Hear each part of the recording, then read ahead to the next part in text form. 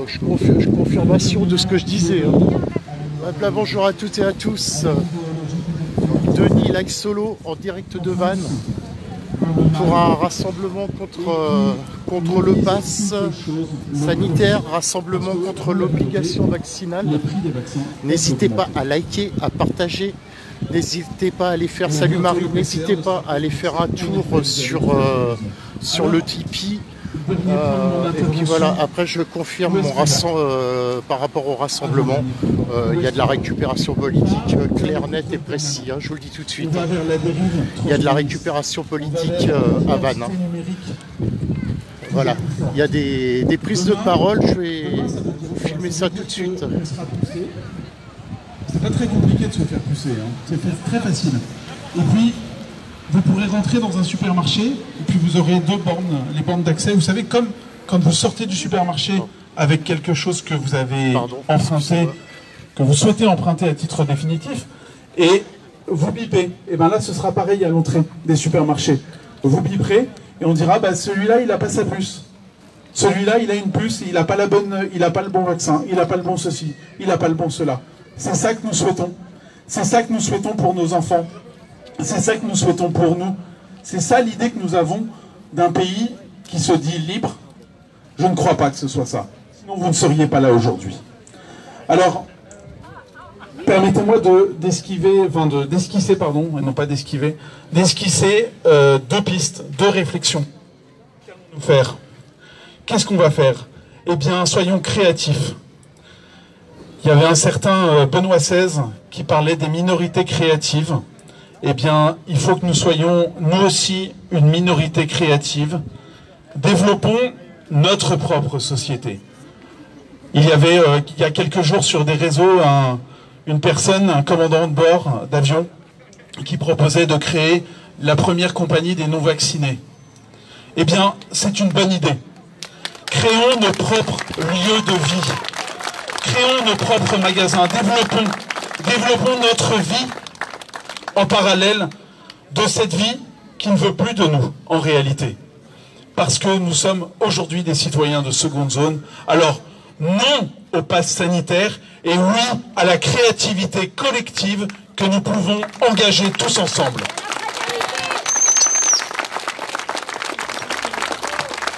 Merci beaucoup, merci France. Il y a beaucoup de choses qui ont été dites dans cette intervention et qui sont absolument essentielles. Sur la solidarité, bien sûr, vous savez qu'il y a d'ailleurs des outils qui se mettent en place.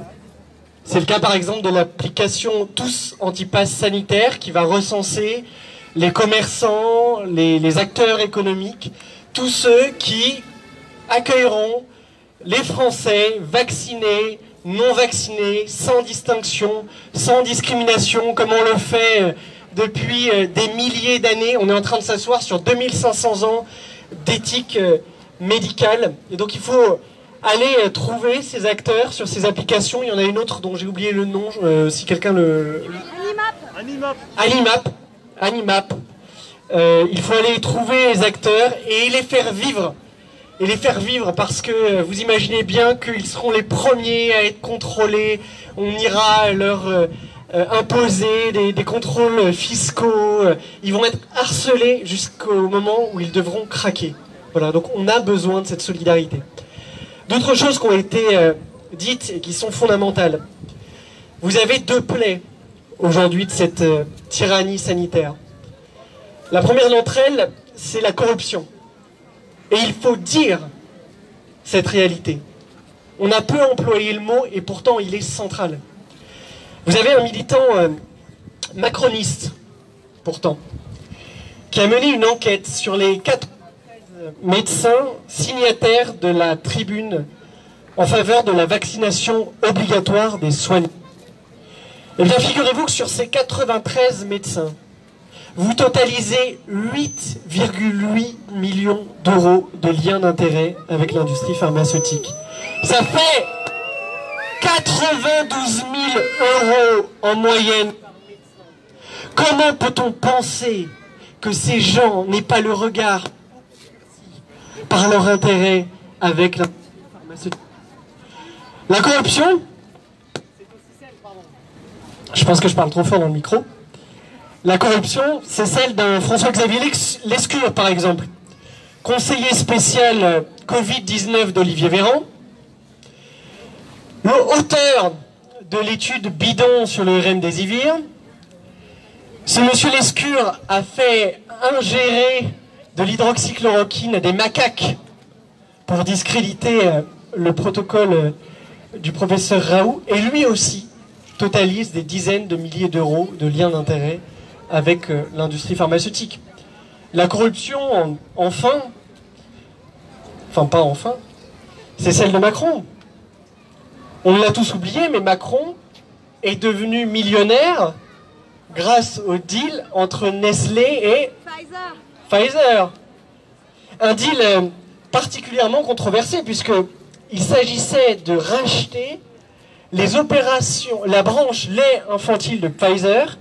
Et vous savez que dans les années 90, notamment dans les années 2000, on en a beaucoup parlé.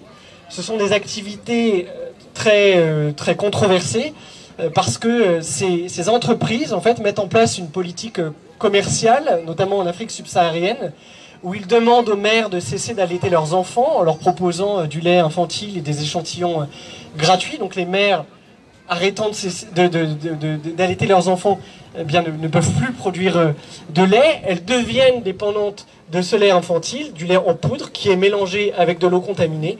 Et vous avez chaque année, en moyenne, on estime qu'il y a 1,5 million d'enfants en Afrique subsaharienne qui meurent directement des causes des conséquences plutôt de cette ingestion de lait infantile commercial, que ce soit Pfizer ou que ce soit les autres.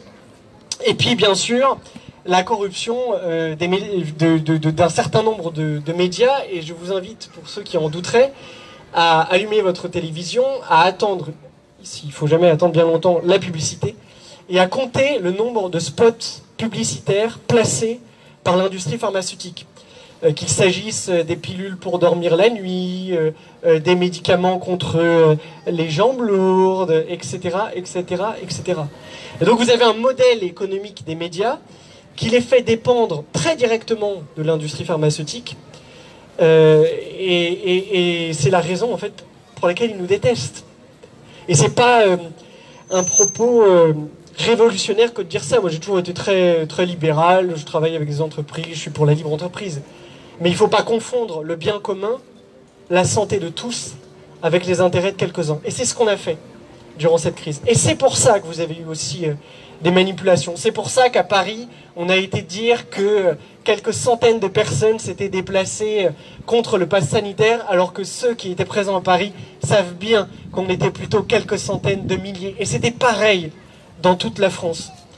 Cette manipulation, c'est celle du discours très sournois, cette petite musique que vous entendez qui croit des idiots, des imbéciles, des ignares, des complotistes, des fascistes, autres.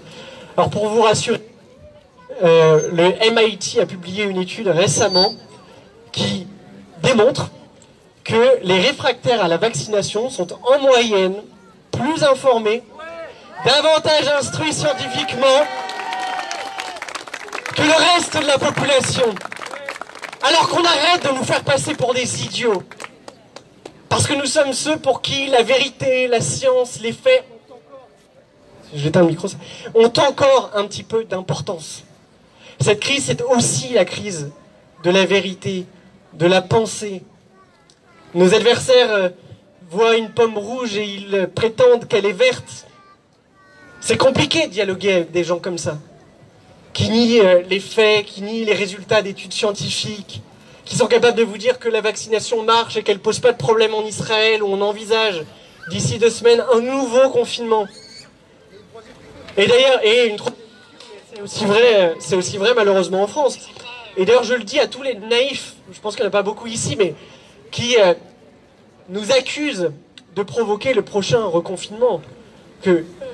Si ces gens-là pensent que le vaccin va leur éviter le reconfinement, mais ils se trompent lourdement, puisque le confinement n'a plus rien à voir avec un impératif sanitaire, que les pays d'ailleurs où la vaccination a été déployée largement reconfine. Le confinement, c'est une affaire d'idéologie. Regardez ce qui se passe d'ailleurs en Grèce ces derniers jours.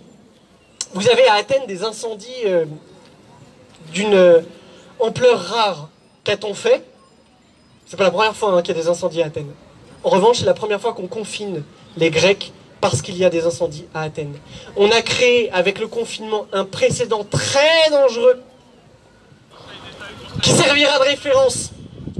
Quelle que soit la raison, ce sera le changement climatique, ce sera les incendies à Athènes, ce sera des raisons de santé publique. La liberté ne se négocie pas, elle ne se marchande pas. Bien sûr, on a le droit de vouloir bénéficier de la vaccination. Et ce problème, d'ailleurs, de la tyrannie sanitaire, il concerne autant les vaccinés que les non-vaccinés. Voilà, c'est ce que je voulais vous dire. Pardon, j'ai été trop long. Je vais passer la parole à Laura, qui nous vient, qui est responsable même, que vous connaissez tous, le collectif qui a été monté par Louis Fouché il y a longtemps déjà, Réinfo Covid. Et je pense qu'on peut les applaudir parce qu'ils ont fait un travail extraordinaire de sensibilisation, de réinformation, de courage aussi. Parce que ils ont tout fait pour nous isoler les uns des autres. C'est ça la distanciation sociale. C'est ça le masque comme bâillon. On ne se parle plus, on ne communique plus. Et donc nous sommes livrés sans défense à leur discours.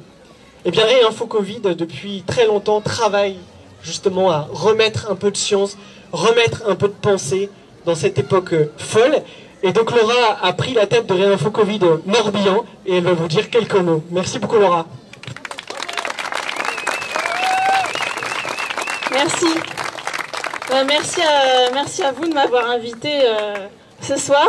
Donc ça s'est fait un petit peu à la dernière minute, mais je vous remercie beaucoup pour cette invitation. Ça fait plaisir de voir autant de monde. Donc moi je me présente, je suis la référente en fait Réinfo Covid Morbihan. Donc on a monté notre antenne fin décembre, on n'était que quelques-uns. Maintenant on est plusieurs centaines donc sur les réseaux sociaux, Facebook et également Telegram. Telegram parce que Facebook on en a ras-le-bol en fait, enfin, on peut rien mettre et puis enfin, on sait qu'on est pisté donc enfin, ça sert plus à rien. Donc on prend les contacts également, enfin voilà, il faut vraiment qu'on se tourne vers d'autres moyens de communication parce que les moyens actuels c'est que de la... Il y a la censure, il y a la surveillance en permanence, donc c'est plus possible. C'était une petite parenthèse. Donc, on est aussi en lien avec le collectif Parents 2021 qui a été créé alors, à l'automne. Et donc, vous avez la cofondatrice du collectif Parents 21 qui est en fait dans le Morbihan, qui s'appelle Fanny. Vous avez dû la voir aux dernières manifestations. Hein. Donc, on est en lien ensemble pour faire un collectif qui en fait serait uniquement sur le Morbihan et qui regrouperait tous les autres collectifs. Donc le but c'est de ne pas avoir d'étiquette.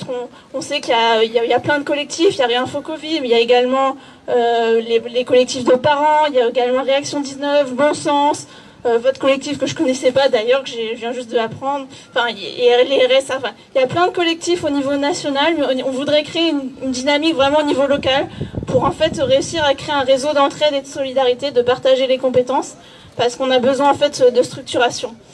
Donc ce collectif s'appelle Morbihan Réveille-toi, donc vous pouvez nous retrouver sur Telegram, et le groupe Facebook en fait maintenant il s'appelle Morbihan Réveille-toi, au début c'était Réinfo Covid.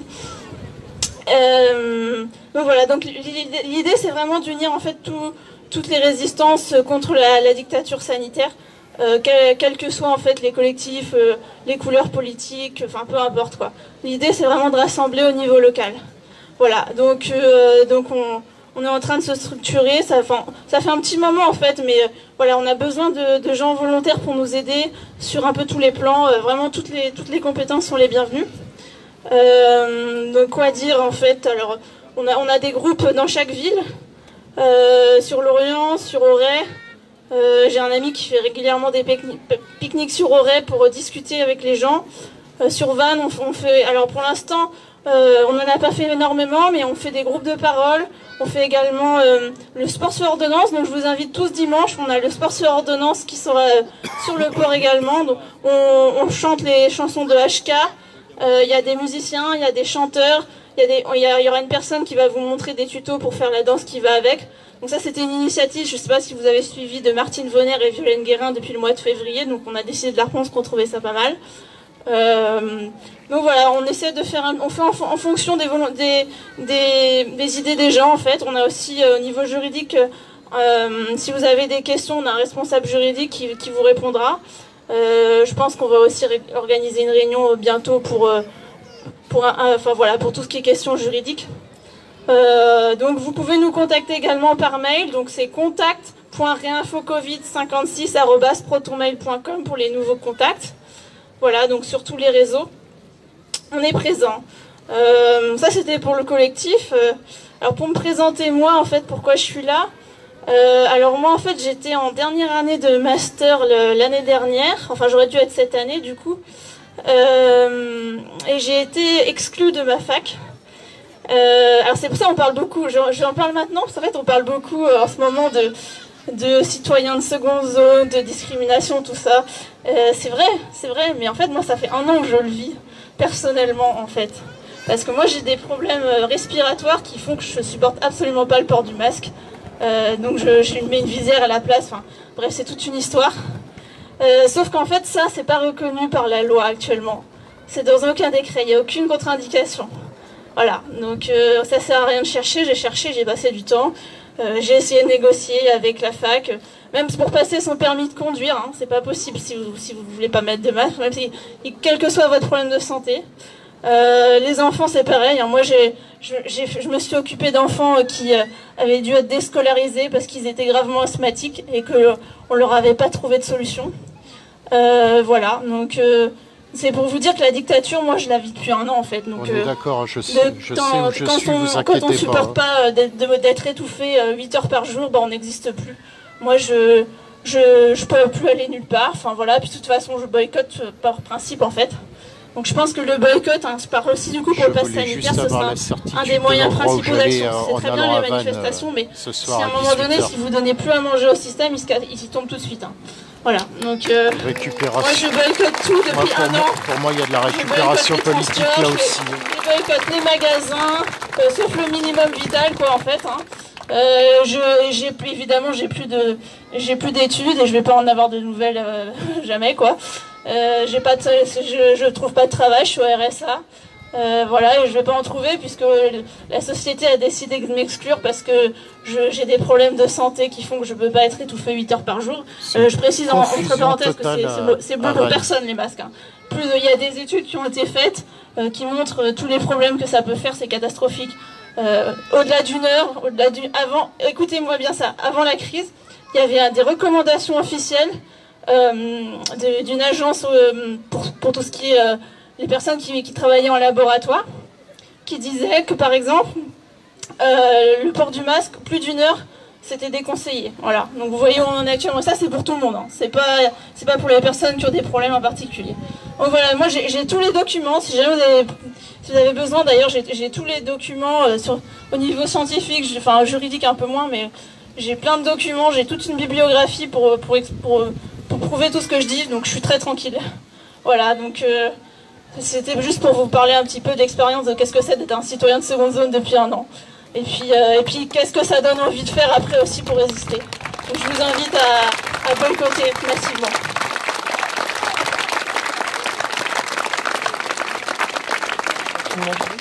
Merci beaucoup pour ton témoignage très fort et le pass sanitaire n'est pas rentré dans la vie de beaucoup de gens encore. Ça reste théorique, mais c'est peut-être un espoir aussi pour notre mobilisation. Là, dans 5-6 jours, il y en a qui seront jetés des restaurants, de l'hôpital même. Vous vous rendez compte que le Conseil constitutionnel n'a pas censuré la disposition qui empêche d'accéder hors cas d'urgence à l'hôpital sans passe sanitaire. Mais dans quel monde vivons-nous? Je connais des gens qui sont en train de renoncer à des traitements pour des cancers du poumon à l'hôpital. Alors on pourrait leur dire, mais allez vous faire vacciner. Mais tous les cancérologues, tous les oncologues le reconnaissent. Les personnes vaccinées sont moins sensibles à la chimiothérapie. Donc quel choix offre-t-on à ses patients. C'est une honte absolue. Quand vous avez le ministre de l'Éducation nationale qui déclare que les enfants seront, je cite, évincés. Mais dans quel pays sommes-nous? Et les profs ne seront pas soumis au pass sanitaire. Et avec des enseignants, effectivement. Ah bah de toute façon, tous ceux qui étaient susceptibles de mettre un grain de sable dans le système ont été exclus du pass sanitaire. C'est vrai pour les routiers, c'est vrai pour les forces de l'ordre, notamment.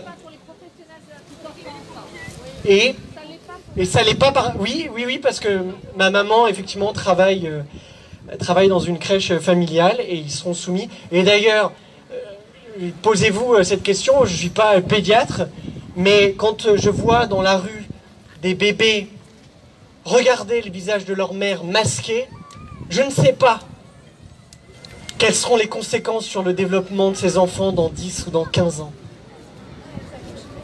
Se rend-on compte de ce qu'on est en train de faire?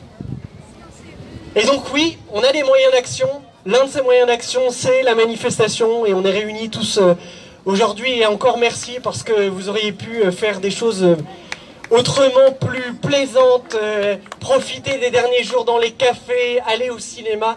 Mais vous avez choisi d'être là pour résister. Et c'est vraiment votre honneur. Et on reste minoritaire dans la société française. Mais ce ne sont jamais les majorités qui ont fait bouger la France. À Londres, en 1940, ils étaient quelques-uns.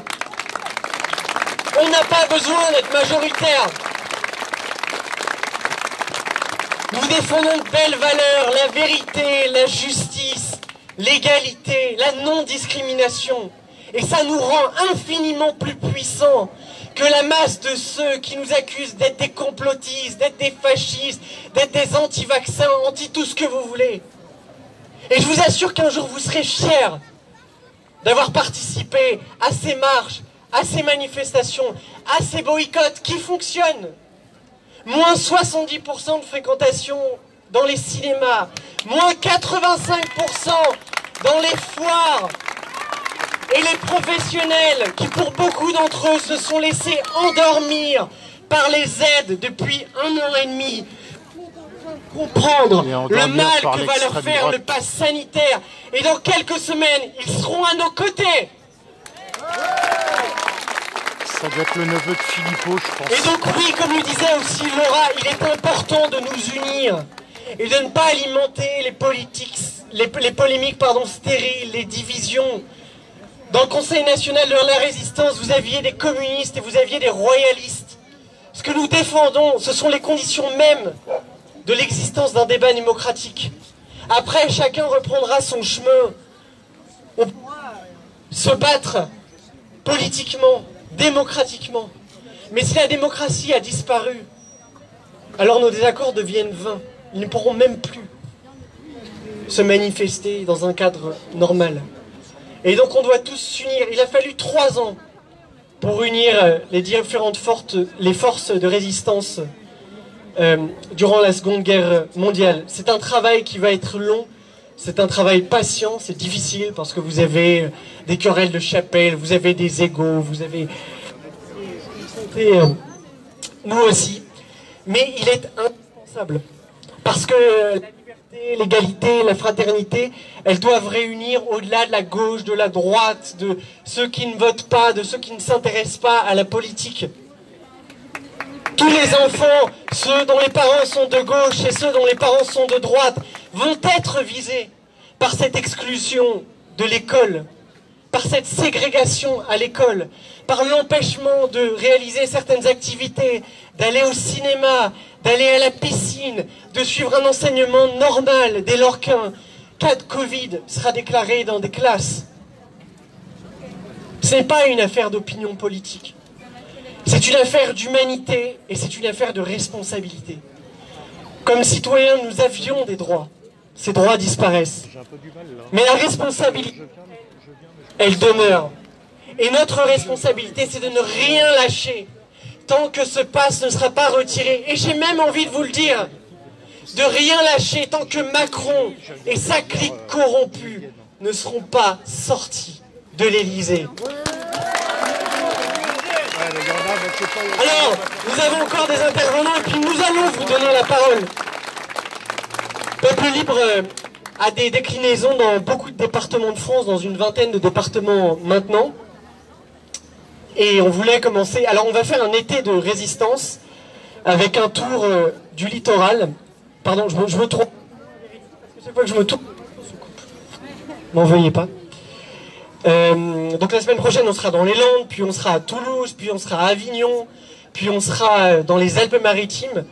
Et on voulait commencer par la Bretagne et par Vannes, parce que les Vannetains ont été extrêmement courageux depuis le début de la crise sanitaire, avec des manifestations qui ont fait le tour du monde. On a vu des journaux américains qui commentaient vos défilés de la semaine dernière. Donc les Bretons ont toujours eu cette âme frondeuse.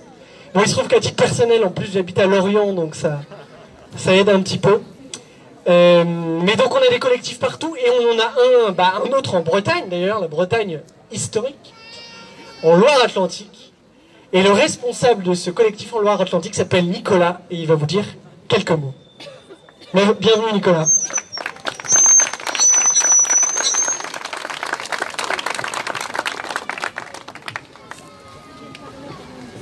Bonjour à tous. Bonjour. Donc Nicolas, excuse-moi, t'as deux minutes, je suis un média indépendant. Au niveau de la Loire-Atlantique. Je me suis permis de venir parce que j'ai suivi un peu, j'ai vu l'appel qui a été lancé hier par rapport à votre collectif. Moi, il y a juste un petit truc qui me chagrine, et pas que moi, beaucoup de gens derrière. Tu expliques que vous êtes un collectif, on est d'accord par rapport à ça. Pourquoi, quand je vais sur la page Facebook du collectif, on retrouve des attachements au parti de Philippe en un élan d'humanisme. En fait, nous, on a fait le choix de parler à tout le monde, de solidarité de parler à tous et ceux d'amour. qui s'engagent pour la liberté. Le Vous 12 voyez juillet, qu'aujourd'hui, on la a Ve République a été assassinée. Covid.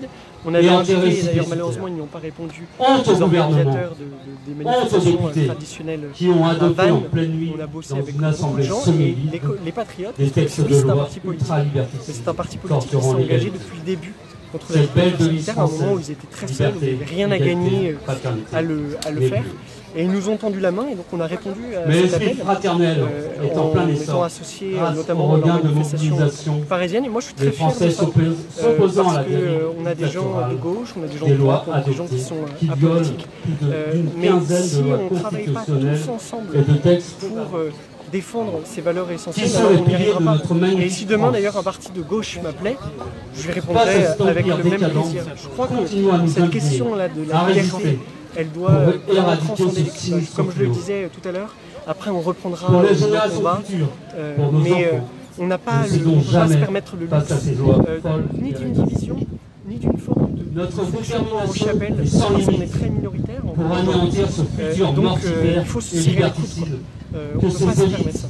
autoproclamées Ok. veulent nous imposer. Bah, merci beaucoup en Merci, tout cas. merci d'être venu. Merci beaucoup. Nous sommes le peuple souverain. Et le temps est venu de nous réapproprier nos libertés et nos droits. Il y a de la Je finirai récupération. vite par C'est mort, une petite citation, une de Une Cicéron. Plus l'effondrement d'un empire est proche, plus ses lois sont folles. Ainsi que d'une de Victor Hugo. La liberté commence où l'ignorance finit. Merci infiniment pour votre implication, votre dévouement. Tous ensemble, construisons notre nouveau monde.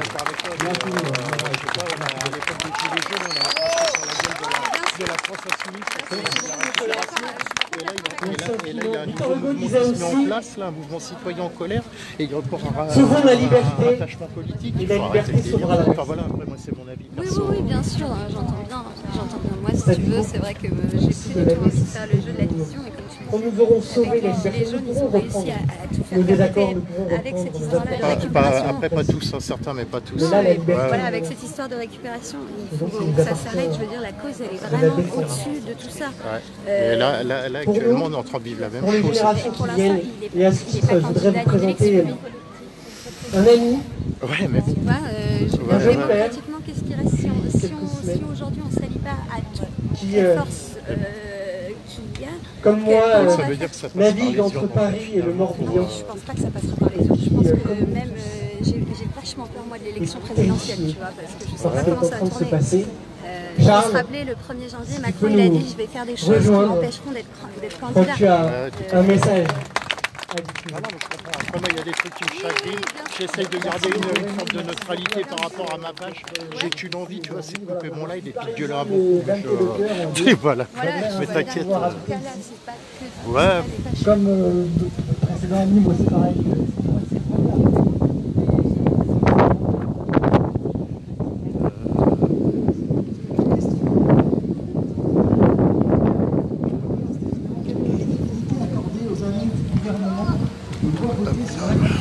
Je demande 2 petites secondes, les amis. Je demande 2 petites secondes, les amis, parce que j'ai du mal à... Personnellement, j'ai du mal à cautionner ce qui se passe. Moi, je vous l'ai déjà dit et plusieurs fois. Je suis un partisan. Moi, la politique, c'est pas du tout mon truc. Extrême gauche, extrême droite, France Insoumise, RN, République En Marche, tout ça. Ça, moi, c'est pas pour moi. Je vous le dis franchement, honnêtement. Voilà. Donc, j'aime bien leur apporter de la parole, voir un peu ce qui se dit. Mais j'ai l'impression que je sais pas s'il y a une naïveté chez les gens ou quoi, j'en sais rien du tout. Mais là, ils sont en train de rassembler des gens, et au nom de qui, de quoi? Un collectif qui est parrainé quelque part, qu'il le veuille ou pas, qui est parrainé quand même par monsieur Philippot.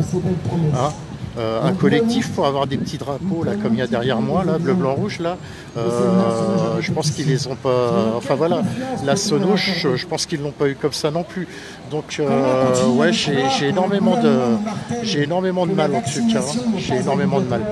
Et bon voilà, après je peux rester pour qu'on continue d'écouter qu'on continue d'écouter ce qui se dit, voilà, moi je suis un peu là pour ça, pour présenter de l'information, donc je vous la montre, hein. Mais je ne cautionne rien, de ce qui se passe en tout cas. Dans les lieux recevant du public serait finalement une obligation de trompe-l'œil. La deuxième question que je me posais, c'est simplement: est-ce que ce pass sanitaire est inefficace finalement? Parce que si ce pass sanitaire est efficace, bah allons-y, ça paraît une bonne idée. Or, on sait maintenant, depuis quand même quelques mois, quelques semaines, c'est de plus en plus précis, que la vaccination ne protège pas totalement de la transmission, que la vaccination ne protège pas totalement les cas graves. Ainsi, nous pourrons avoir dans des lieux publics des gens vaccinés avec un pass sanitaire, le porteur du virus est transporteur. Donc, quel est l'intérêt de ce pass sanitaire, finalement? Ces gens-là seront plus testés, sont plus rien, et donc quel est l'intérêt de ce pass sanitaire? Autre question qui est liée finalement à cette question d'efficacité. Aujourd'hui, on nous parle, au début c'était une première dose, puis une deuxième dose, maintenant on parle même d'une troisième dose. Quelle crédibilité accorder finalement à ces vaccins qui nécessitent en à peine quelques mois une troisième dose? On a vu que le gouvernement français, enfin l'Europe plutôt, a commandé 2 milliards de doses. 2 milliards de doses. Nous sommes 450 millions en Europe environ. Européens, ils ont commandé 2 milliards, donc ils ont prévu combien de doses par personne? 7 doses, allons-y, toujours plus. Donc finalement, quelle confiance peut-on avoir dans cette stratégie? Quelle confiance aussi avoir dans les vaccins eux-mêmes, dont les effets secondaires semblent au moins minimisés, si ce n'est étouffés? Le vaccin, finalement, est-il l'unique solution? Ce pass sanitaire, finalement, on le sent bien, c'est un pass vaccinal.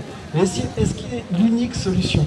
Est-ce qu'il n'y aurait pas des traitements ou d'autres stratégies, en tout cas, qui pourraient au moins être développées dans le débat public? Voilà, dernière, c'est plutôt un point de vue, là, voilà, qui est le plus grave à mes yeux, c'est le pass sanitaire. Pour moi, c'est un pas de plus vers une société hygiéniste, où autrui est d'abord vu comme un danger. Moi, c'est ça qui me rend dingue, c'est que depuis 18 mois, autrui, c'est d'abord un danger. On a peur de l'autre avec la distanciation. Moi, je suis à Paris, et dans le métro, il y a des zones. Quand on baisse un tout petit peu le masque juste pour respirer, les gens me regardent comme un fou. Moi, c'est une société dont je ne veux pas. Et il se trouve que j'ai eu la chance d'avoir un fils, là, il y a mon premier qui est là-bas, il y a 2 semaines. Et donc voilà, finalement, la question que je me pose, c'est quelle société je veux lui transmettre? Quelle société nous voulons transmettre à nos enfants? Donc voilà, voilà, en tant que père de famille, voilà, en tout cas, je rejoins Rémi et vous tous qui est ici présents. pour continuer en tout cas à s'engager avec nos moyens qui sont peut-être limités, mais je pense qu'ensemble nous pouvons faire des merveilles, donc allons-y.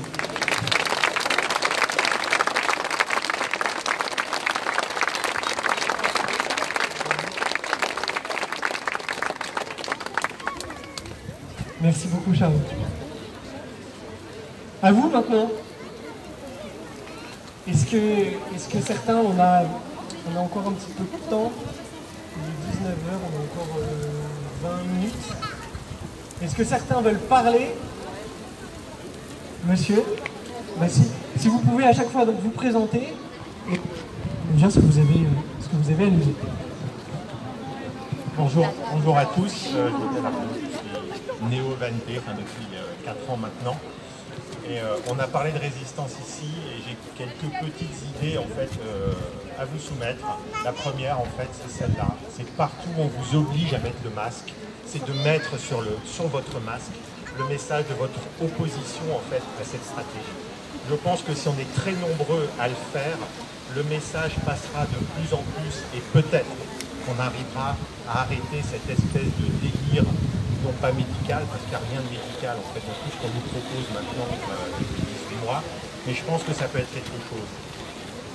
Autre élément qui pourrait permettre, j'allais dire, de lutter un peu contre ce qui nous prépare là avec le pass sanitaire, c'est quelque chose que j'ai pratiqué à titre personnel lorsque le restaurant était fermé, c'était de prendre des plats à emporter, de prendre également ma table de camping, et comme j'ai pu le faire plusieurs fois place des Lys, c'était de manger au milieu de la place des Lys, comme ça, avec le plat en emporté. Et je pense que si on est nombreux à le faire, c'est pareil.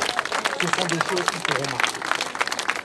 Et enfin, la troisième, comme je sais qu'on peut être écouté, donc c'est surtout pas une recommandation, mais c'est quelque chose que je vais pratiquer personnellement, après avoir fait mon calcul rendement-risque, et après avoir réussi à me fournir de l'ivermectine, ça va être d'essayer d'avoir ce que j'appelle un biopass. C'est-à-dire que je cherche un PC, c'est-à-dire un plan Covid, et je préfère la contamination naturelle suivie du traitement à l'ivermectine par rapport à tout ce que j'ai pu dire. C'est mon calcul. Je ne le recommande à personne parce que je sais que je vais quitter le site. Donc c'est très clair, c'est mon calcul, mais ça va être ma stratégie pour avoir ce pass vaccinal, non pas pour l'utiliser pour me permettre de racheter ma liberté, mais c'est surtout pour me donner 6 mois supplémentaires par rapport à ce qui nous attend en septembre, qui va être la vaccination obligatoire, dont on peut être à peu près sûr, dans la mesure où elle a déjà été diffusée au niveau, de certains médias, c'est qu'elle va arriver. À chaque fois, c'est la même stratégie. On commence par diffuser doucement des informations qui commencent par être qualifiées de complotistes, et on s'aperçoit que dans un délai 3, 6, 9 mois, le complotisme est devenu une réalité. Donc voilà quel est mon témoignage, et voilà donc ce que je vous propose sur tous les 2 premiers points. C'est le masque, avec votre message d'opposition, et quand vous pouvez, un plat à emporter, et vous vous posez au beau milieu d'une place avec votre table de camping ou autre, et vous le faites là. Voilà. Merci beaucoup. Merci infiniment pour votre témoignage et vos idées qui sont effectivement essentielles. En plus, ce sont de très bonnes idées parce qu'elles sont visibles. C'est-à-dire que le boycott, c'est formidable, mais il faut que les gens voient que vous boycottez. C'est aussi ce que vous proposez. Et vraiment, merci beaucoup. On me le rappelait, une autre voie de la résistance, vous savez que ce sont aussi les actions en justice qui commencent à être intentées. Et on me rappelait que Maître Divisio, que vous devez connaître, qui a été d'ailleurs honteusement censuré sur Facebook hier, sa chaîne a disparu. Sans prévenir. Elle a disparu. Ça n'existe plus. Plus rien de ce qu'il n'a fait sur YouTube depuis des mois n'existe. Comme chez les soviets. C'est-à-dire qu'on vous efface de la photo et vous n'avez pas existé. Voilà. Et d'ailleurs, ça montre bien, entre parenthèses, qu'il y a un projet politique derrière cette histoire de Covid, qui est en fait la fusion de l'identité civique avec l'identité biologique et l'identité numérique, et la prise de contrôle par les géants du numérique, par les GAFAM, totale de nos vies, au prétexte d'ailleurs de la santé. Et préparez-vous à ce que dans les prochaines années, on continue d'utiliser le prétexte sanitaire pour vous faire accepter n'importe quoi. Demain, Google vous dira que si on vous fait pénétrer une micropuce ou un micro-robot chirurgien dans les veines, on peut éliminer de 30 à 40% vos risques de développer un cancer. L'accepterez-vous? On dira aux gens, mais si vous refusez ça, mais vous êtes un monstre. Que vous le refusiez pour vous, c'est votre problème. Mais que vous le refusiez pour les autres, vous êtes un monstre. Donc ça, ce débat, il ne fait que commencer. Et ils utiliseront toujours l'argument sanitaire pour vous faire accepter l'inacceptable. Bref, Maître Divisio a lancé une série de plaintes collectives devant la justice. Alors je crois que un modèle peut-être qu'on peut, si quelqu'un sait le préciser, mais préétabli, et ensuite vous déposez cette plainte. Il faut vraiment que massivement on s'associe à cette démarche. Parce que s'il y a 10 000 plaintes, ils ne pourront pas les balayer d'un revers de main. Voilà. Et nous, on doit aussi préparer la suite. La tyrannie finira, parce que les tyrannies finissent toujours par être renversées. Mais le jour où la tyrannie sera renversée, ceux qui l'ont mise en place devront rendre des comptes. Et ils rendront des comptes aussi sur la base des actions en justice que nous aurons lancées. Donc vraiment, je vous invite à cette démarche de Maître Divisio. Monsieur, vous souhaitiez parler? Oui, oui.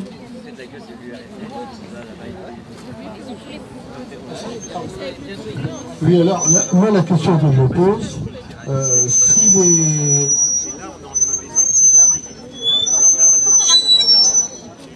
si les sites économiques, genre cinéma, restaurant, tout ça, c'est boycotté, l'économie peut tenir combien de temps? Bah, pas longtemps. Pas longtemps, et moi, à titre professionnel, je travaille avec beaucoup de représentants des entreprises. Ça reste entre nous, il ne faudra pas diffuser ça. Mais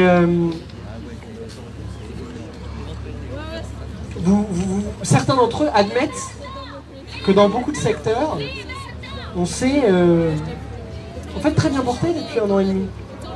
Parce qu'on mettait les salariés au chômage partiel, vous aviez plus de frais fixes, ou beaucoup moins. C'était la grande vie, quoi. Et là, avec le retrait progressif des aides et le boycott, le retrait progressif des aides couplé au boycott, beaucoup de ces gens vont commencer à comprendre leur douleur. Et je ne doute pas qu'ils seront beaucoup plus réactifs pour aller faire le pied de grue devant les ministères et dire maintenant on en a ras-le-bol. Voilà, donc ça va être aussi déterminant à partir de la rentrée. Donc je pense pas très longtemps. Et d'ailleurs, on le voit bien parce que quand de faire grève, au bout de 24 heures, ils ont supprimé le pass sanitaire des relais routiers. Donc on a un véritable par le boycott. Ah, non, ça fonctionne. Parce que ce boycott-là, il va obliger les acteurs économiques à réagir. Et pour les indépendants qui sont des indépendants résistants, on va les soutenir avec ces applications dont on a parlé tout à l'heure. Et effectivement, on me le disait, vous avez de plus en plus de commerçants qui ont décidé de rester ouverts à tous. Ces commerçants doivent le dire, nous sommes ouverts aux résistants. Et d'ailleurs, je veux saluer l'initiative d'une quarantaine de bistrotiers bretons qui ont signé hier une tribune très courageuse dans laquelle ils indiquent qu'ils ne feront pas appliquer le pass sanitaire. Et j'ai rencontré quelques-uns d'entre eux ces dernières heures et je vous assure que ce sont de vrais courageux. Parce qu'ils prennent des risques véritables. Ce seront les premiers qu'on ira contrôler pour s'assurer du respect du pass sanitaire. Ils prennent de véritables risques. Et donc vous avez cette liste qui a été diffusée par les médias bretons. Je vous invite à les consulter. Il y en a forcément un près de chez vous. Et donc quand un soir vous avez envie d'aller au restaurant, d'aller dans un bar, allez chez ces gens-là. Même si vous êtes vacciné et que vous pouvez accéder à d'autres lieux, allez chez ces gens-là. Parce qu'ils ont besoin d'être soutenus. Voilà. Et on doit créer ces réseaux de solidarité Est-ce que d'autres personnes souhaitent... Oui, madame?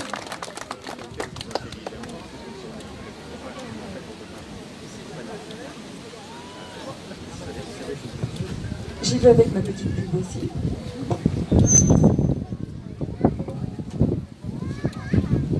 Vous parliez tout à l'heure de thérapie. Alors, il y a une thérapie préventive, c'est la joie, qui ne coûte rien. On peut s'émerveiller d'un coucher de soleil, d'un lever de soleil, de fleurs, etc. Pour reprendre c'est liberté, liberté chérie, que les crimes a-t-on commettons en ton nom. Oui, oui. Donc, liberté, liberté chérie, que les crimes on commet en ton nom. Autre chose, c'est que je fais une petite liste comme ça. Il est dit que ce qu'on veut nous administrer n'est finalement pas un vaccin, mais une injection médicamenteuse, ce qui fait une différence. Chacun se fait son opinion, je livre la chose. Récemment, une vidéo est parue que j'ai transmise à certaines personnes du président d'une société de brevets, enfin qui analyse les brevets depuis 18 et qui démontre que toutes ces histoires-là, passez-moi l'expression histoire, a été créée, inventée, conçue, mise en route il y a déjà une vingtaine d'années. Donc, je le docteur évidemment, il est en relation, il est interviewé par un Allemand, un avocat qui s'appelle M. Fulby, et qui a été aussi un des premiers à souligner les incohérences de ce qu'on faisait. Maintenant, j'espère quand même que justice internationale interviendra face aux irrégularités, le mot est gentil, de ce qui se passe dans notre pays, et que l'Europe elle-même, qui a pourtant évidemment beaucoup d'intérêt dans ces pseudo-vaccins, notamment les écoulés, réagiront parce qu'on se comporte comme une république bananière et fascisante. Voilà, c'est tout ce que j'avais à dire. Et je suis néo-nantaise. La région de Vannes est un beau lieu pour commencer la résistance. Merci beaucoup, madame. Merci infiniment. Et effectivement, sur les... c'est là où on voit que tout ça n'a rien de sanitaire. Quelques chiffres, hein. Une hausse de 80% des admissions en psychiatrie chez les moins de 15 ans. 50% des salariés qui déclarent être dans un état de détresse psychologique justifiant une prise en charge. Une obésité moyenne qui a augmenté de 27%. Je peux continuer comme ça pendant des heures. Donc si ces gens-là s'intéressaient à notre santé, ça se saurait depuis le temps. Et ils n'auraient pas effectivement interdit les traitements. C'est inédit hein, dans l'histoire de la médecine. Et alors le conseil de l'ordre des médecins, qui lui est plus récent évidemment que la médecine, petite parenthèse qui a été créée par le maréchal Pétain, c'est une première. Et quand vous parlez avec des... Moi par exemple, j'ai des étudiants qui viennent d'Afrique subsaharienne. Je donne quelques cours, j'ai des étudiants qui viennent d'Afrique subsaharienne. En fait, ils vous disent, qu'est-ce que c'est que ce délire sur la toxicité de l'hydroxychloroquine. Moi, mon père, il m'en mettait chaque matin dans mon jus d'orange. J'ai jamais eu de problème. L'ivermectine, même sujet. Même sujet. Et il a fallu 1 an et demi pour que l'Institut Pasteur trouve suffisamment de courage pour publier son étude sur des ragondins, d'ailleurs, c'est un truc complètement... Et combien de morts évitables entre-temps? Ce n'est pas parce que le Covid est une maladie faiblement létale que ces gens qui ont empêché les traitements sur des personnes victimes de formes graves ne sont pas des criminels. Ce sont des criminels. Ils ont du sang sur les mains. Oui, ce sont des assassins, il faut le dire. Quand on a délibérément empêché par corruption des Français fragiles d'être soignés des formes graves du coronavirus, on est des assassins. Et je passe sur toutes ces familles qui ont été empêchées de dire adieu à leurs proches, avec des malades décédés qui ont été mis dans des housses mortuaires directement, sans au revoir, sans cérémonie de funérailles, sans rite mortuaire, rien du tout. C'est la victoire de Créon sur Antigone. Je vous dis, 2500 ans de civilisation balayée comme ça d'un revers dans la mer. C'est vraiment catastrophique. Et pourquoi? Pour effectivement proposer des vaccins dont on ne sait pas grand-chose, qui sans doute présentent plus de bénéfices que de risques pour les personnes très fragiles, mais en tout cas pour la population générale, il est très clair que les risques excèdent les bénéfices. Et on me rappelait tout à l'heure, je regardais, puisque quelqu'un parlait des puces. Moi, je vous avoue que je ne m'étais jamais vraiment intéressé au sujet. Et je préférais pas trop m'y intéresser, parce que tout de suite, la puce, bon, je me dis, c'est tout ça. Et je suis tombé sur une vidéo, sur Twitter, sur Twitter, il a trouvé, une vidéo de Jacques Attali. Hop là, bon les amis, écoutez, vous savez quoi, je vais couper le live parce que les discours, on les connaît partout de toute façon. Donc on va vite arrêter là. Je vais voir parce qu'a priori, il semblerait qu'il y a un rassemblement prévu ce soir à 20h. Pardon. Qu'il y a un rassemblement prévu à 20h à Lorient au niveau du parvis du théâtre. Donc du coup, je vais couper le live, garder de la batterie et voir comment ça va se passer à Lorient tout à l'heure à 20h. Voilà. Merci à tous d'avoir suivi le live. Et puis je vous dis à tout à l'heure, rendez-vous aux alentours de 20h, peut-être 20h passées du côté de Lorient pour voir si ça se mobilise ce soir ou pas. Voilà, des bisous et puis à plus tard, prenez soin de vous, prenez soin de vos proches. Ciao, ciao, ciao, ciao, ciao.